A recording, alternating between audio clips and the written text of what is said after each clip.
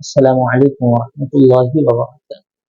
جن لوگوں کے اوپر قربانی واجب ہے ان لوگوں کے لیے آپ صلی اللہ علیہ وسلم کا یہ حکم ہے کہ جس دن چاند دکھ جائے اس دن سے لے کر جس دن آپ اپنی قربانی پیش کریں اس دن تک نہ آپ اپنے بال کٹوائیں گے، نہ آپ اپنے ناخن کاٹیں گے، نہ اپنا خط بنوائیں گے اور نہ ہی زیر ناف کاٹیں گے۔ آپ علیہ الصلوۃ والسلام کا یہ حکم ہے۔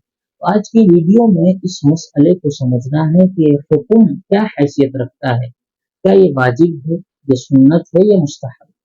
اکثر لوگ اس حکم کو واجب سمجھتے ہیں۔ وہ یہ سمجھتے ہیں کہ اگر ہم نے چاند دکھنے کے بعد سے لے کر قربانی پیش کرنے کے بیچ میں اپنے بال وغیرہ خط وغیرہ کاٹ لیے، بنوا لیے تو ہم بہت بڑے گنہگار ہو جائیں گے۔ ہر ایک قربانی کرنے والے پر یہ واجب ہے کہ وہ اپنے نہ بال کٹوائے، نہ ناخن، نہ زیر ناف وغیرہ کاٹے۔ اکثر لوگ یہ سمجھتے ہیں، لیکن صحیح مسئلہ یہ نہیں، صحیح بات یہ نہیں۔ صحیح بات یہ ہے کہ آپ علیہ السلام نے جو منع فرمایا ہے، آپ علیہ السلام کو منع فرمانا مستحب ہے۔ یعنی اگر آپ اس حکم پر عمل کریں، اپنے بال ناخن وغیرہ نہ کاٹیں نہ کٹوائیں تو بہت اچھی بات ہے، آپ کو ثواب ملے گا، آپ علیہ السلام کے حکم پر آپ نے عمل کیا ہے۔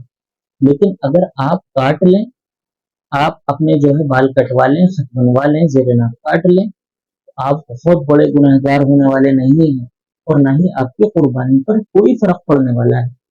یعنی آپ پر یہ بال وغیرہ نہ کاٹنا، ناخن وغیرہ نہ کاٹنا یہ واجب نہیں ہے، یہ صرف مستحب ہے۔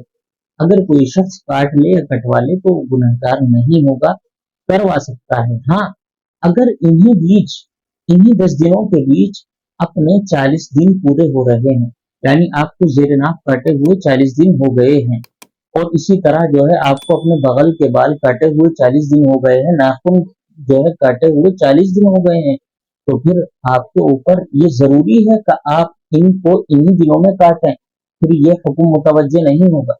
یہ حکم ان لوگوں کے لیے ہے جن لوگوں کو 40 دن سے کم ہوئے ہوئے ہیں، اور جن لوگوں کو 40 دن یا تو ہو گئے ہیں یا زیادہ ہو گئے ہیں تو ان لوگوں کے لیے ضروری ہے کہ وہ کاٹ لیں، انہی دنوں میں کاٹیں، پھر ان کے لیے یہ حکم مستحب بھی نہیں ہے۔ اس مسئلے کو صحیح طور پر سمجھیں اور لوگوں تک پہنچائیں۔ السلام علیکم ورحمۃ اللہ وبرکاتہ۔